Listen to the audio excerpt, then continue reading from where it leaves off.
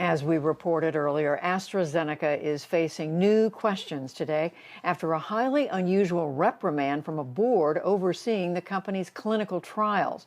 Just yesterday, AstraZeneca announced its COVID-19 vaccine was highly effective. But today, it is scrambling to respond to allegations that it used misleading data. Nick Schifrin reports. AstraZeneca is one of the world's most important COVID vaccines, inexpensive, easy to administer, and the primary vaccine not only for Europe, but also for the UN's program for low and middle income countries.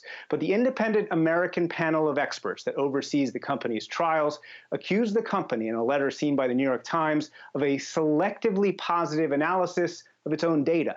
And the organization, led by Dr. Anthony Fauci, blamed the company and acknowledged its actions would increase vaccine hesitancy. This is really what you call an unforced error, because the fact is, this is very likely a very good vaccine. And this kind of thing does, as you say, do nothing but really cast some doubt about the vaccines and maybe contribute to the hesitancy. It was not necessary. If you look at it, the data really are quite good, but when they put it into the press release, it wasn't completely accurate.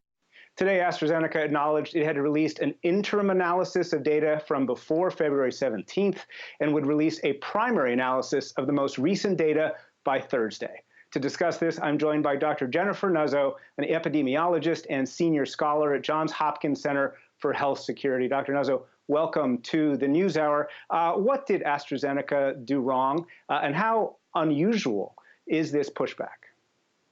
Well, this whole situation is quite unusual, and I don't fully understand why this happened. Essentially, there's a difference in interpretation of the data in just a few percentage points. And the DSMB, the group from the NIH that put out the letter, wanted a slightly lower range of numbers to be presented, and AstraZeneca put in a slightly higher. The difference is really marginal, and so why they would have done this is quite unclear.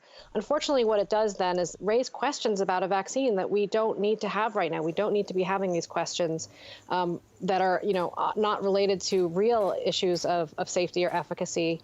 It just is an unfortunate situation in that it could increase people's hesitancy about receiving this vaccine. But this isn't the first time that there have been questions about AstraZeneca. The company had a dosing error during clinical trials that it didn't disclose initially. The company promised about 3 times what it's delivered to Europe. Does all this increase the hesitancy, and does the company have more questions to answer? I mean, it could, and that's really the worry here. I mean, to be clear, I don't think there's any reason in any of these stories to doubt the safety and efficacy of this vaccine. However, the perhaps even perceived lack of full transparency or the perception that the company isn't disclosing everything it needs to will unnecessarily raise questions about the vaccine at a time when we are deeply concerned about people's willingness to be vaccinated. So it is unfortunate that this has happened. It didn't need to happen. I think Dr. Fauci's assessment of it as being an unforced error is a correct one. And it's just unfortunate. The company had a setback last week where a number of European countries had wanted to pause the use of the vaccine for real legitimate concerns about safety. Those have, been resolved in the sense that the European Medicines Agency has reviewed the data, has spoken in favor for it. So has the WHO. And it was thought that this press release that they issued could help restore some confidence in a much needed way for this vaccine. But now the stories today, I think, are only going to add some more question marks, which is just quite unfortunate.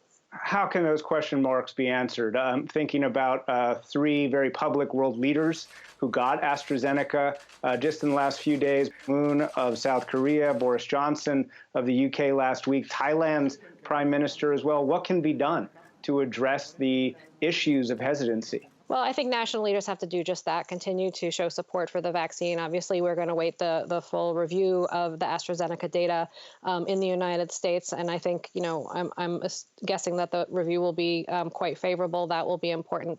But crucially, the company needs to answer for what happened here. They said they would come back in 48 hours with new data.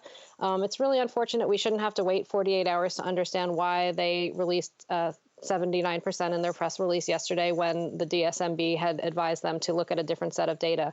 There's some questions that they have to answer, and I think they have to answer it quite soon and quite completely. That's really important for them to disclose as much information as possible to just answer these questions, because in a pause, in a gap of information, unfortunately, people can fill that gap with the wrong information. And finally, the U.S. produces about a quarter of the world's COVID-19 vaccines, but so far has exported 0%. The Biden administration points out it is the leading investor of the UN's COVAX program. But do you believe the U.S. government needs to do better at exporting vaccines around the world? So I understand national leaders' dilemma. You know, their first responsibility is to the people who elected them, and I understand the pressure to get Americans vaccinated as quickly as possible, and to focus on that before we think about sharing vaccines with the rest of the world. But the pragmatic answer is that the United States is not going to be fully safe from COVID-19 until all countries are protected. And when we have a situation like we have now, where there are deep discrepancies in which countries have access to vaccines and how much, it really does call for countries to share some of what they have, particularly countries like the United States that have much more than many, many other countries. Dr. Jennifer Nuzzo, thank you very much. Thanks so much.